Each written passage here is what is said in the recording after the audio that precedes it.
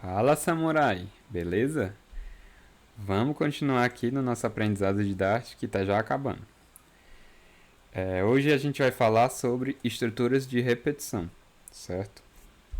Então, nós temos várias estruturas de repetição no Dart. Uma das mais conhecidas é o for, é o laço for. Então a gente pode fazer um laço assim. Int i recebe 0,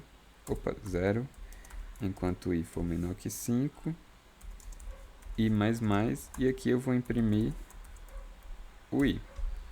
Quando a gente rodar aqui, ó, ele vai imprimir 0, 1, 2, 3, 4. 0, 1, 2, 3, 4. Então, tenho certeza que você já viu essa instrução em outras linguagens.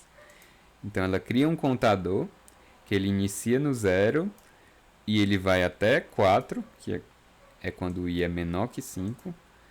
E depois de cada iteração, ele incrementa o valor desse i.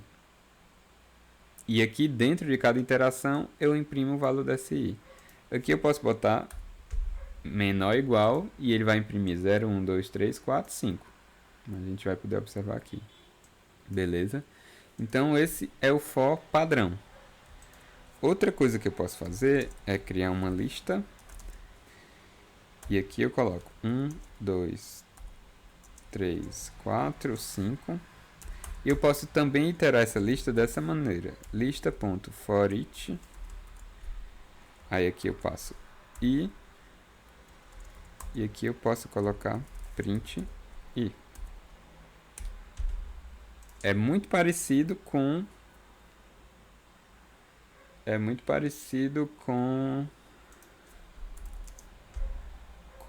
aquela nossa construção anterior, certo? Opa, o que ele está reclamando aqui?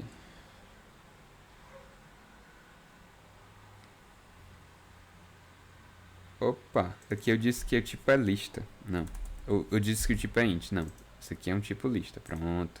Ó, só para interessante mostrar para vocês. Eu tinha chamado de int. Isso aqui eu estou passando uma lista, não é um inteiro. Então, isso aqui está errado. Eu teria que chamar ou de lista, que aí eu estou dizendo que é uma lista, ou eu chamo de final e o compilador reconhece, faz a inferência que isso é uma lista para mim. E agora se eu executar, ele vai imprimir corretamente. Então isso é uma maneira bem mais sucinta do que aquele for que a gente implementou anteriormente. Você vê que o código fica bem mais sucinto.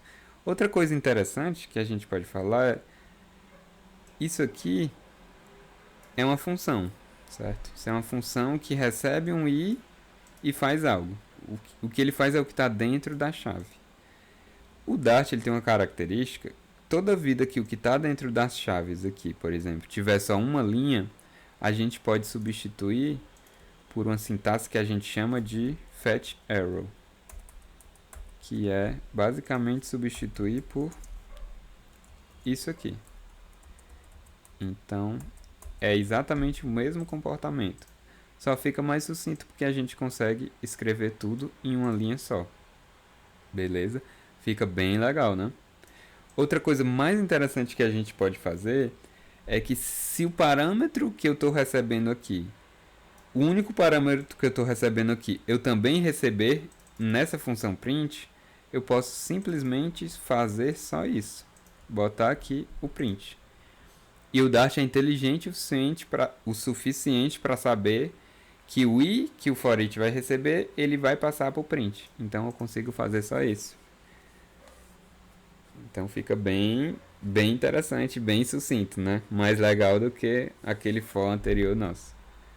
Beleza? Além do for e desse forEach, a gente pode fazer outra construção legal, que é usar o while. Então digamos que eu tenho uma variável chamada 5 aqui, eu posso fazer while enquanto, né, o i for maior que 0, eu faço print i, e aqui eu decremento o valor do i. Eu faço i menos menos. Esse menos menos é um decremento. É a mesma coisa que fazer i. Isso aqui, i menos menos, é a mesma coisa que fazer i, recebe i menos 1. A mesma coisa. Então, i menos menos. Então, que está acontecendo aqui? Ó? O meu i começa com 5. Então, enquanto essa condição não for satisfeita, eu vou executar o que está dentro dessas chaves. Então, o i recebe 5. Então, enquanto o i for maior que 0, eu vou fazer isso. Então, o i sendo 5, ele é maior que 0? É. Então, ele imprime 5 e ele decrementa para 4. Aí, volta para cá. 4 é maior que 0? É. Então, ele imprime 4 e decrementa o valor de i. Então, já famoso while, conhecido também em várias linguagens de programação. Então é isso, pessoal. Basicamente falamos sobre estruturas de repetição. Não tem muitas estruturas complexas no Dart. É o básico, mas com o básico você consegue fazer muito, né? O Dart ele parte muito dessa filosofia. Ele não tem muito frufru não, mas com o que ele te fornece tu consegue fazer muita coisa. O Flutter é a prova disso, certo?